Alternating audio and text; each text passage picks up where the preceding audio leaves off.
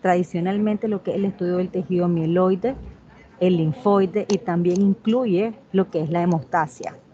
Por tanto, si los vamos a dividir así, tenemos por acá los elementos del tejido mieloide y los elementos del tejido linfoide. Entre los elementos del tejido mieloide tenemos los glóbulos blancos, los polimorfonucleares neutrófilos, los eosinófilos, los basófilos, los monocitos y también se incluyen las plaquetas. Dentro de los elementos del tejido linfoide tenemos cuáles entonces, los linfocitos y los plasmocitos. Estas células van a estar estrechamente mezcladas en lo que es la médula ósea y en la sangre. Sin embargo, su fisiología y su patología van a ser totalmente diferentes en cuanto a función, en cuanto a todo. La hemostasia va a estar asegurada ¿por quién? Va a estar asegurada por las plaquetas y por otro lado también van a estar incluidas lo que son las proteínas circulantes y el plasma, que son producidos por diferentes órganos, especialmente lo que es el hígado, y son denominados factores de la coagulación.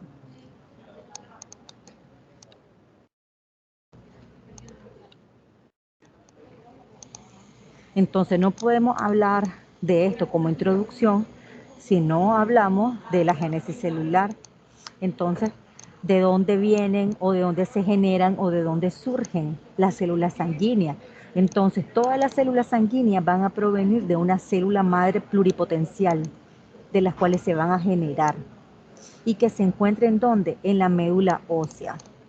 La verdad es que dependiendo de la edad de la persona, vamos a encontrar de dónde se van a generar estas células madre. Entonces aquí también se incluyen las plaquetas, que no son células enteras, sino partes citoplasmáticas de lo que es la línea megacariótica. La hemostasia, ahora hablando de la hemostasia, hemostasia, una estasis sanguínea para que nos sirve para la detención de una hemorragia, y en la hematología el equilibrio de la coagulación fibrinólisis. ¿A qué se va a dedicar, por tanto, la hematología? Se va a dedicar al diagnóstico y al tratamiento de los pacientes que van a presentar cualquier tipo de enfermedad hematológica en cualquiera una de las ramas que acabamos de ver, ya sea del tejido mieloide o del tejido linfoide, incluyendo también la parte de la hemostasia. Por tanto, ¿qué va a estudiar y qué va a investigar la hematología? Glóbulos rojos, glóbulos blancos y también se incluyen las plaquetas.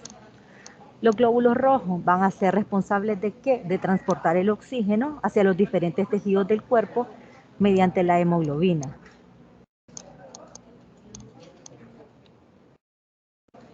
En la eritropoyesis, ¿cuál va a ser a qué corresponde este proceso? Es un proceso que se corresponde a la generación de los glóbulos rojos, que también se conocen como eritrocitos o hematíes. Este proceso en los seres humanos ocurre en diferentes lugares dependiendo de la edad de la persona. Acuérdense que el día de hoy solo son generalidades. Los glóbulos blancos son el conjunto de células sanguíneas que son los efectores celulares de la respuesta inmunitaria. Cuando yo me refiero a glóbulos blancos, ¿a qué me refiero? A ver, pueden participar. Lo escucho.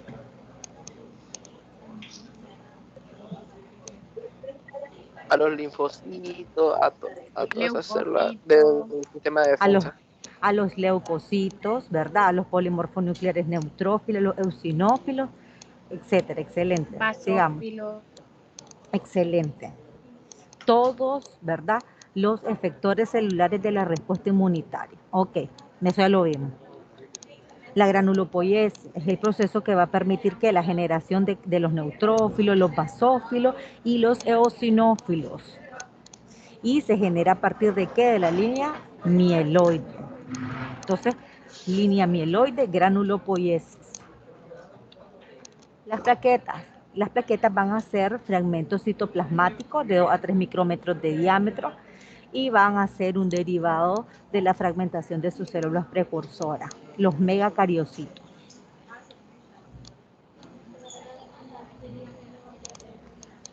La sangre, las funciones de la misma. Como todos los tejidos del organismo, la sangre va a cumplir múltiples funciones necesarias para la vida, como que la defensa ante las infecciones, los intercambios gaseosos y necesarios para poder vivir. ¿Por qué va a estar compuesta? Bueno, la sangre se va a componer de células y componentes extracelulares. Estas dos fracciones tisulares van a ser los elementos formes de la sangre y el plasma sanguíneo. En eso se va a componer. Entonces, los elementos formes de la sangre van a ser elementos que son semisólidos y son particulados, representados ¿por qué? Por células y componentes derivados también de la misma de la célula. El plasma sanguíneo va a ser un fluido que es translúcido, amarillento, que va a representar la matriz extracelular líquida en la que están suspendidos estos elementos formes. Va a representar un medio isotónico para las células sanguíneas. Entonces, ahora hablando acerca de la toma de muestras sanguíneas, esta va a ser fundamental para la obtención de los resultados óptimos de exámenes de laboratorio de la persona que tome la muestra. Depende que la muestra obtenida sea adecuada, que no existan variaciones preanalíticas causantes de error. Podemos obtener muestras de sangre venosa y también podemos obtener muestras de sangre arterial. Las de sangre arterial, como por ejemplo cuando tomamos una gasometría arterial, entonces, ¿para qué va a ser útil la gasometría arterial o de sangre arterial? Va a ser útil en medir, ¿verdad?, la presión de oxígeno, la presión de dióxido de carbono y el pH del plasma. Esto sobre todo para valorar a nivel respiratorio o ventilatorio.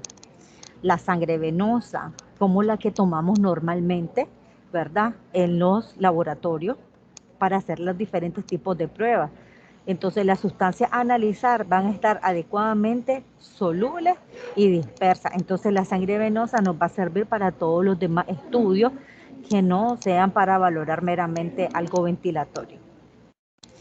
¿Qué me pueden decir acerca de la toma de muestras sanguíneas?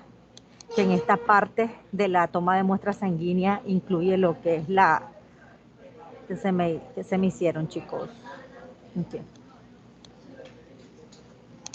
Incluye lo que es la fase preanalítica. A ver, ¿quién me puede hablar de eso un poco? Que por qué es importante saber cómo voy a tomar una muestra sanguínea. Sí, Maura, dime.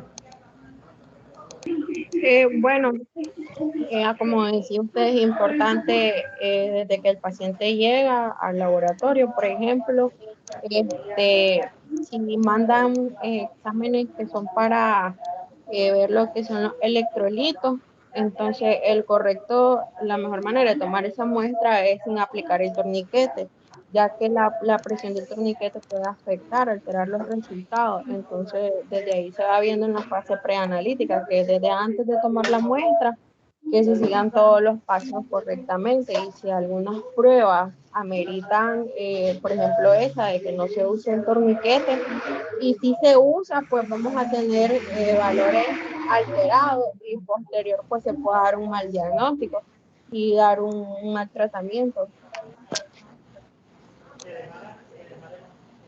¿Quién más me había levantado la manito?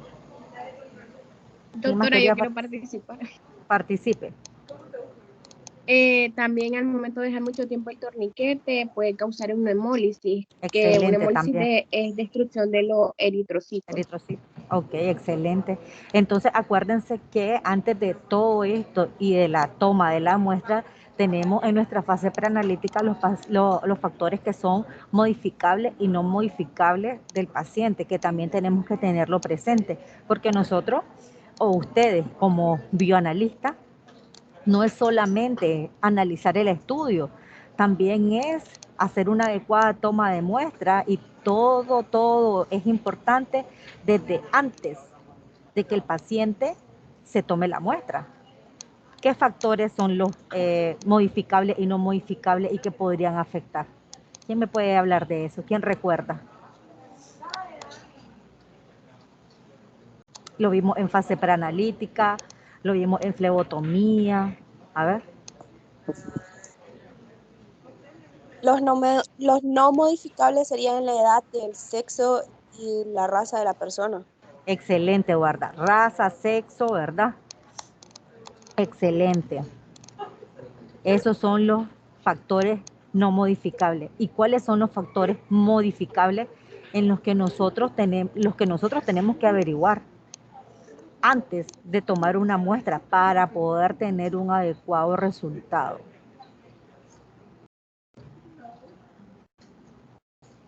A ver, ¿será igual que el paciente se haya tomado? A ver, Eduardo. ¿Qué tipo de medicamentos tomó él? Excelente. Si está tomando antibióticos, si está tomando anticoagulantes, ¿verdad? No es igual. Los resultados no van a ser los mismos.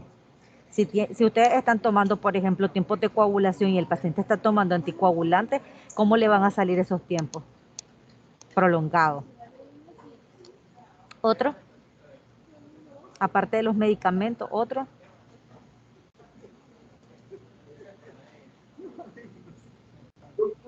Que si necesita estar en ayuno. Excelente, ¿verdad? Recuerden que no todos los estudios son necesarios en ayuna, pero es lo mejor que el paciente llegue en ayuna, sobre todo, ¿cuáles? Un ejemplo, uno. Glicemia. Biometría. Entonces, sobre todo lo que es la química, por ejemplo, la glicemia, ¿verdad? Todo lo que es química, sobre todo, la glicemia, el colesterol, etcétera. Excelente. ¿Qué más?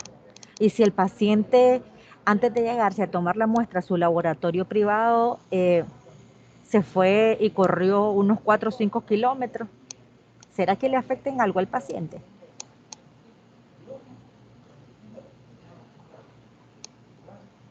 Los A ver. electrolitos salían muchísimo.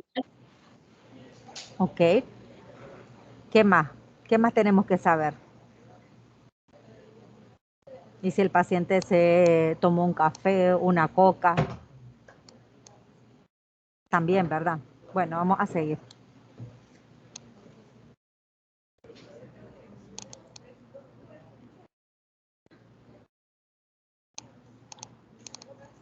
Los anticoagulantes. También esto es importante. En hematología, el anticoagulante ideal debe cumplir los siguientes requisitos. 1, no alterar el volumen de los eritrocitos. 2, no producir hemólisis. 3, evitar la agregación de las plaquetas. Y 4, no alterar la morfología de los glóbulos rojos. El ideal. El código de colores internacional para las diferentes presentaciones de los tubos para la toma de muestra va a ser el siguiente. Dependiendo del color del tubo, va a depender el tipo de anticoagulante que este contenga. Por ejemplo, el taparroja sin anticoagulante, que es el tubo que tenemos seco. Este es ideal para tomar ¿qué? A ver si recordamos. Eso ya también lo vimos. Puede ser para Para los banco de sangre. Exacto, tipo IRH. Tapa lila con ECTA para cuadros hemáticos. ¿Qué podemos tomar con una tapa lila con ECTA? La biometría hemática. Una Excelente, biometría hemática completa. excelente. Una biometría También hemática puede completa. ser glicemia glicosilada. También. La tapa azul con citrato de sodio. ¿Para qué? ¿Qué vamos a tomar? ¿Qué podemos tomar con la tapa azul o tapa celeste? El tiempo de Los tiempos de coagulación. coagulación. Los tiempos de coagulación, el TP, el TPT, el INR, el Fibrinógeno. fibrinógeno. Excelente. Tapa verde o blanca con heparina. ¿Han visto ese?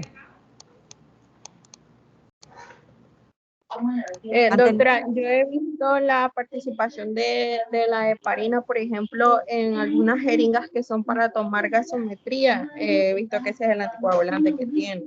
Excelente. Pero ¿han visto esos tubos del Código de Colores Internacional que tiene tapa verde o tapa blanca? ¿Ustedes han tenido la oportunidad de verlo? Yo no. De verlo, sí. ¿Han tenido la oportunidad de verlo y de tomar algún tipo de examen con él? Solo de verlo, no tomar muestras. De mi Ok. parte no. Ok, ni yo tampoco. Tapa gris ¿Contiene oxalato? Tampoco. Ese tampoco he tenido la oportunidad. ¿Y usted? El tapagris puede ser igual que, no, es el negro que contiene igual citrato de sodio, que son para BSG. Sí, el negro es diferente. Por eso les digo que tampoco he tenido la oportunidad. Ahora, ¿cuál es este? Díganme cuál es este último. Los tubos separadores de suero, los cuales contienen un gel que permite separar el suero de las células sanguíneas. A ver, ¿qué Tubo color de tapón tubo? amarillo. Excelente. Amarillo. Tapón amarillo. Están bien ustedes, chavalos, qué bárbaro. Excelente, entonces si recuerdan esto, ya igual lo vimos en flebotomía, igual lo vimos en todo lo que era la fase preanalítica, ¿verdad?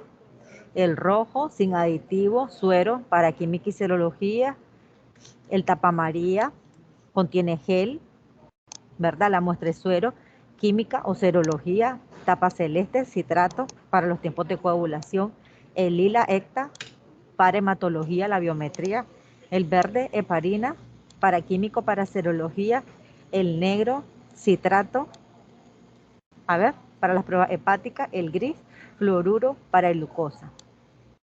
Entonces, la aplicación de los sistemas de toma de muestra al vacío. Con todo esto, podemos utilizar nosotros el sistema de toma de muestra al vacío. ¿Con cuál no podemos? Por ejemplo, con el tapón rojo, que no tiene aditivo, podemos. Con el Creo tapón lila, que que sería tiene con el casi. azul. ¿Cuál? De mi parte, pues no sé el resto si está de acuerdo, pero yo ¿Cuál, creo que amor? sería el azul. El azul. Sí, porque hay un tiempo de coagulación, se supone que tenemos que ver en cuánto tiempo se coagula la sangre. Creo que es así, todavía no he tenido la oportunidad de hacer el tipo de examen. No. A ver, lo que estoy diciendo, no me comprendiste. Que podemos utilizarle, estoy diciendo, cualquiera de estos tubos para la aplicación de los sistemas de muestra, de toma de muestra al vacío. Es decir, que tanto el rojo como el lila, como el azul y el verde, podemos utilizar el sistema de toma de muestra al vacío. Esa la vieron en clase cuando vimos flebotomía, ¿verdad? Ah, Sí, ya, ya. doctora, Cuando sí. utilizan la camisa, eso Sí, al sí, sí, vacío. sí, sí, sí, ya. Excelente. Entonces, ¿cuándo no vamos a poder tomar o no vamos a poder utilizar los sistemas de toma de muestra al vacío? Cuando no hay un sello del frasco. Por ejemplo, los tubos que no tienen aditivos, que no tienen una tapa asegurada. Con esos no vamos a poder, porque no va a haber vacío, no va a hacerse el vacío, ¿verdad? Ok. Sí. Entonces, ahorita también vamos a hablar un poco, recordando todo, también acerca de lo que son las tinciones. Una tinción o una coloración va a ser una técnica auxiliar que va a ser utilizada en microscopía. ¿Para qué? Para mejorar el contraste de la imagen que estamos observando el microscopio, ya que los colorantes o las tinturas van a resaltar esa estructura en los tejidos biológicos. Entonces vamos a tener dos tipos de tinciones, las tinciones diferenciales y las tinciones selectivas. En las diferenciales, las tinciones van a ser aquellas que se usan para diferenciar de manera más explícita lo que son los microorganismos. Estas tinciones utilizan los colorantes diferenciales que se componen de más de una sustancia tintorea. Las selectivas van a ser aquellas que van a permitir observar un organelo celular determinado porque el colorante se va a combinar selectivamente con él. Suelen usarse colorantes de contraste para distinguir el resto de la célula. Entonces, tenemos la tinción de Gram. Esta tinción es un procedimiento de gran utilidad que se utiliza en los laboratorios donde se manejan pruebas microbiológicas. Es definida como una tinción diferencial ya que utiliza dos tipos de colorantes y clasifica a las bacterias tanto en gram positivas como en gram negativas. Entonces aquí tenemos la gram negativa y aquí tenemos las gram positivas. Las gram negativas se van a teñir de rosa y las gram positivas se van a teñir de azul o morado. Aquí tenemos las bacterias gram negativas, los tipos de bacterias gram negativas que podemos tener, como el Clostridium, la E. coli, la Salmonella, el Vibrio cholera, el Staphylococcus aureus, el Streptococcus pyogenes y el Helicobacter pylori. Y bacteria gram positiva. Como resultado de la Doctora, una tinción, pregunta. ¿sí? Es que logré notar de que en las imágenes de la clasificación de los tipos de bacterias, el Staphylococcus aureus aparece en ambas. Entonces quería aclarar porque me parece que pertenecen a la gram positiva. Entonces va a depender, es que esto es de las tinciones. ¿Cómo se van a teñir y cómo las van a observar? ¿Te acordás qué son los estafilococos? ¿Cómo están formados?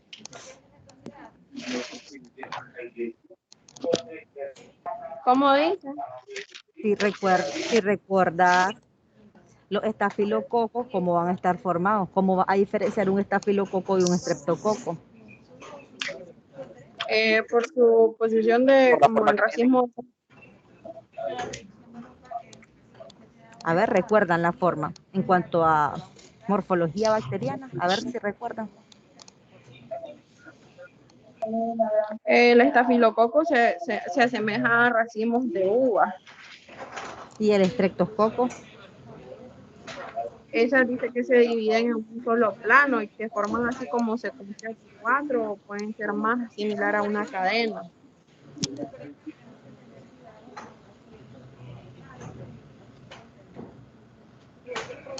excelente. Diferente. ¿Sí? Entonces, sí, de hecho, a ver, de hecho, El estreptococo son como esferitas y los otros, ya se me olvidó, son como alargaditos. No, no, estaba bien. El estafilococo es como en racimo de uva y de hecho es un gran positivo. Así es. Y el otro es en cadenas como alargadas. ¿Sí lo ven? Hasta pareciera que tienen la misma forma esto y esto, ¿verdad? Pero no. Si ustedes se saben las diferencias, y este solo está como apelotonado. Si ustedes se saben las diferencias, entonces el estreptococo va así. Y el estafilo en racimo de uva, pero sí, es una gran positiva. Y al final, entonces, como resultado de la tinción del gram, las bacterias gram positivas van a quedar teñidas, dijimos, de violeta azul, mientras que la gram negativa van a aparecer de color rojo o rosado. ¿Por qué? ¿Se acuerdan? ¿Recuerdan por qué?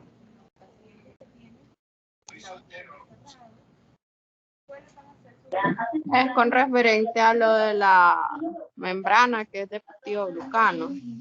A lo de Exacto, las tensiones que se a la refiere a las pared. paredes de las bacterias. Exacto, a la pared de peptidoglucano. Excelente. Ahora vamos a hablar un poco acerca de la distinción de Ziehl-Neelsen, ¿verdad? Que es una técnica rápida, fácil y bajo costo que permite se pueda realizar en casi cualquier laboratorio clínico. Permite diferenciar a las bacterias en dos grupos, las que son capaces de resistir la decoloración con alcohol ácido y las que no son capaces de resistirla. Esta tinción al final va a demostrar la capacidad de ciertas bacterias de resistir a la decoloración por ácido y alcoholes, lo cual se va a correlacionar con su alto contenido de litio en la pared celular y la presencia de ácidos micolíticos que van a aumentar el carácter hidrófobo.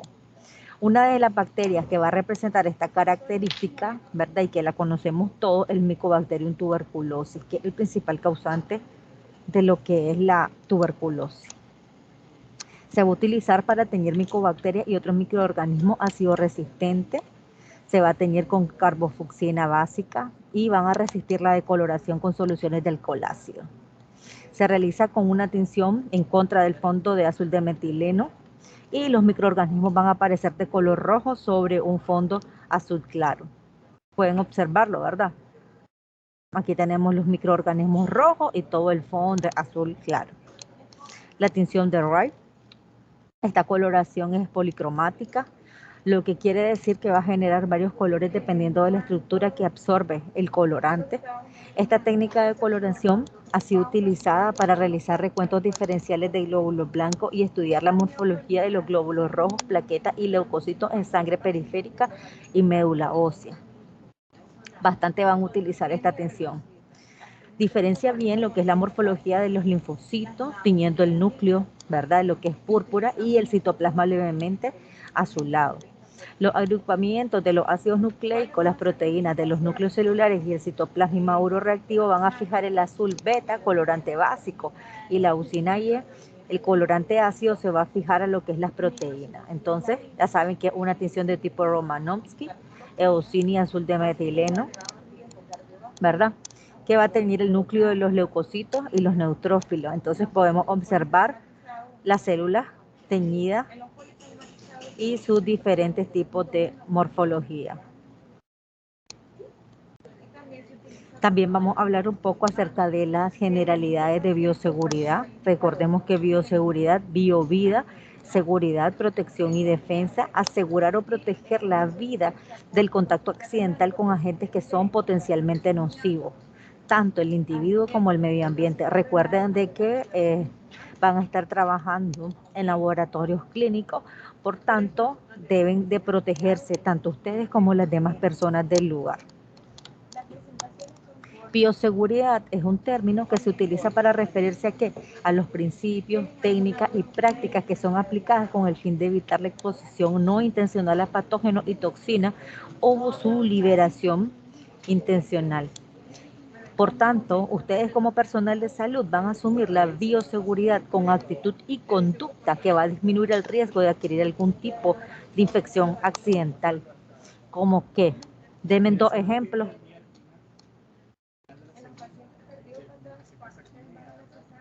Un ejemplo puede ser el mismo del Mycobacterium tuberculosis. Las muestras de esputo para esas pruebas se trabajan dentro de una campana. Excelente. Y pues hay que tomar es una las medida de medidas bioseguridad, ¿verdad? Utilizar Sí. y trabajar bajo la campana es una medida de bioseguridad. ¿Otra? Excelente, gracias. A ver, otra. También poder utilizar guantes al momento de manejar ese tipo de muestras también. Bueno, en todo momento, pero tener cuidado pues con ese tipo de muestras. Siempre manejar, utilizar guantes, ¿verdad? Nunca utilizar directamente, manipular directamente ningún fluido o secreción, porque todos son potencialmente Infecciosos. infecciosos. Entonces, como definición, tenemos que la esterilización va a ser un proceso que va a matar o eliminar toda la clase de microorganismos y esporas. La desinfección, un medio físico-químico, ¿verdad? Que mata microorganismos que no son necesariamente esporas. La asepsia es la falta absoluta de gérmenes y la antisepsia es la eliminación de microorganismos mediante el empleo de agentes químicos. Riesgo. ¿A cuáles riesgos estamos expuestos nosotros en un laboratorio? Bueno, estamos expuestos a riesgos biológicos, a riesgos químicos y a riesgos físicos. Lo biológico es la posible exposición a microorganismos que pueden dar lugar a enfermedades motivadas por la actividad laboral. Por ejemplo, muy bien dicho, lo del Mycobacterium tuberculosis, ¿verdad? Nos podemos contaminar y podríamos hasta adquirir la enfermedad. Químicos son los riesgos de contaminación directa de alimentos por sustancias químicas prohibidas o en concentraciones altas. Algunos metales como formas orgánicas de mercurio o aditivos químicos que pueden causar intoxicación grave. Los físicos van a ser riesgos que se corren al estar en contacto con objetos extraños y fragmentados no deseados que pueden causar lesión o daño al personal de salud. Entonces, como riesgo químico, probabilidad de que un contaminante químico pueda entrar en contacto con las personas o con el medio ambiente y genere consecuencias adversas, como por ejemplo, tenemos que conocer las características peligrosas asociadas a los compuestos químicos para saber cómo trabajar con ellos, cómo almacenarlos, cómo transportarlos y cómo descartarlos como tóxicos, corrosivos, inflamables, explosivos, reactivos o radioactivos. En el riesgo físico va a estar relacionado con factores ambientales y depende de qué, de las características físicas de los objetos que puedan actuar sobre los tejidos y órganos de las personas produciendo un efecto nocivo. Por ejemplo, el ruido, la iluminación, la temperatura, las radiaciones, etcétera. El riesgo biológico, hablábamos de la probabilidad de que el material de origen biológico entre en contacto con un receptor, en este caso animales, plantas, humanos o el medio ambiente, y al final genere consecuencias adversas para la salud o para el medio ambiente. Entonces, ¿qué tenemos como material biológico? Uno, organismos patógenos, como virus, bacterias, hongos, parásitos. También tejidos y fluidos de organismos vivientes que porten o puedan portar este material.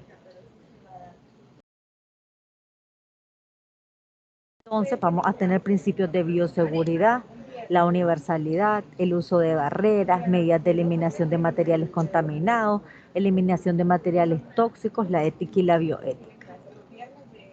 El sistema de precauciones universales va a ser un conjunto de técnicas y procedimientos que van a estar destinados a proteger al personal que conforme el equipo de salud de la posible infección con ciertos agentes durante las actividades de atención a los pacientes o durante el trabajo con sus fluidos o sus tejidos corporales. ¿Cuáles van a ser estas precauciones universales? El contacto de piel o mucosas con sangre o cualquier otro líquido, lavarnos siempre las manos antes y después de los procedimientos, siempre utilizar guantes. Nuestra gabacha tiene que ser manga larga, no puede ser manga corta. Debemos de portar mascarilla, usar delantales protectores si hay en nuestra unidad, usar gafas o máscaras de ser posible. Siempre manejar el cabello recogido, no andar con nuestro cabello largo, bello, suelto. No podemos contaminar. Manejar también cuidadosamente los elementos cortopunzantes. Tenemos equipos de protección, ¿verdad? De los que estamos hablando. Entonces, ¿cuáles vamos a tomar como medidas para el uso de guantes? Bueno, vamos a utilizar los guantes en los procesos de manipulación de sangre o cualquier otro fluido corporal. Nos tenemos que lavar las manos antes y después de utilizar los mismos. Si tenemos alguna lesión en las manos, debemos de realizar una curación antes de colocarnos los guantes, cubrirla, ya sea con gasa o algodón. Inspeccionar los guantes que no estén deteriorados. Cuando retiremos los guantes, tenemos que hacerlo con cuidado, sin tocar la parte externa y ubicarlo en un lugar donde nadie pueda estar en contacto con ellos. Entonces no podemos andar en chinela, tenemos que andar en zapatos cerrados. No podemos utilizar manga corta, tenemos que utilizar gabacha manga larga, ¿verdad? Y tampoco podemos exagerar. Debemos de tener un acceso limitado al laboratorio, ¿verdad? No cualquiera puede estar entrando y saliendo de nuestra unidad de trabajo. No debemos de beber, de comer, de fumar o manipular lentes de contacto cuando estemos, ni maquillarnos, cuando estemos dentro de nuestra unidad de trabajo. Por ejemplo, ahorita que están haciendo los laboratorios de hematología, ya los iniciaron, ¿verdad? Ya los iniciaron. Sí, no. ya los... Entonces, todas estas medidas las deben de utilizar ahí, ¿verdad? No comer, no beber, no fumar, no estarse manipulando, no estarse maquillando, no oler reactivos y materiales, no manipular nada sin guantes, colocar todos los residuos en los recipientes que son asignados para tal fin y no utilizar las gabachas que andan ahí dentro fuera del laboratorio, porque también igual están contaminadas. Tenemos que descontaminar las mesas, ¿verdad? Al finalizar el trabajo y cada vez que se derrame material químico biológico, colocar los residuos en los recipientes designados, lavarse las manos luego de manipular cualquier material, no trabajar solo en el laboratorio. ¿Qué quiere decir eso? De que siempre trabajemos en equipo, en conjunto, si vemos algo que está mal, apoyar al otro. Y siempre que haya lugares que estén en riesgo, pues colocar cartelitos. ¿Cuáles vamos a tener de medidas a implementar para evitar accidentes laborales durante el manejo de materiales cortopunzantes? Bueno, durante la manipulación, limpieza y desecho de estos elementos cortopunzantes, como agujas, bisturí o cualquier otro elemento, ¿verdad? El personal debe de tomar rigurosa precaución para prevenir accidentes laborales. ¿Cuándo van a ocurrir la mayoría de los accidentes? Cuando estamos tratando de refundar las agujas después de que las utilizamos. No, no las deben de reencapuchar. Después de que utilicemos las agujas, las desechamos tal cual. Para eso están, ¿verdad?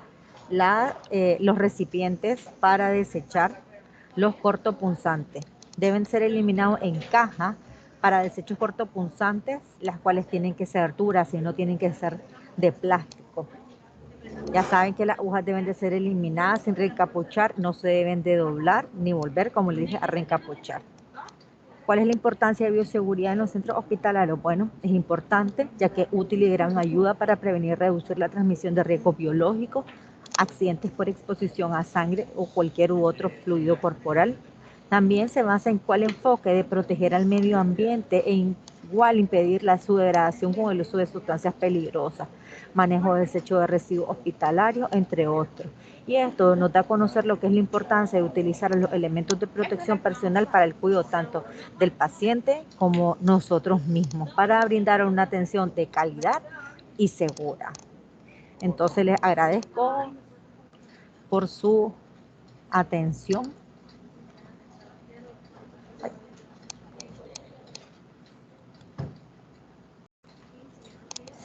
Y pues